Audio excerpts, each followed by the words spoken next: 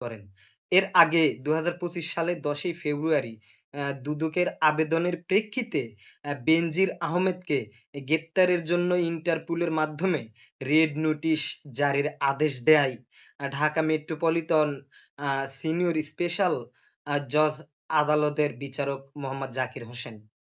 তার আগে ৭৪ কোটি টাকার অবৈধ সম্পদ অর্জন ও সম্পদের তথ্য গোপনের অভিযোগে সাবেক আইজিপি বেনজির আহমেদ এবং তার স্ত্রী ও ২ মেয়ের বিরুদ্ধে ২০২৪ সালের ১৫ই ডিসেম্বর পৃথক ৪ টি মামলা করে দুদক।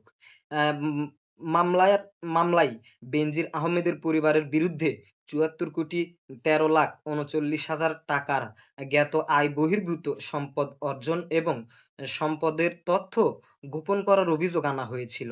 উল্লেখ্য বেনজির আহমেদ ২০২০ সালের এ আ ১৫ই এপ্রিল থেকে ২০২২ সালের ৩০শে সেপ্টেম্বর পর্যন্ত পুলিশের মহাপরিদর্শক ছিলেন। এর আগে তিনি ঢাকা মহানগর আ পুলিশ ডিএমপি কমিশনার ও র্যাবের মহাপরিচালক হিসেবেও দায়িত্ব পালন করেন।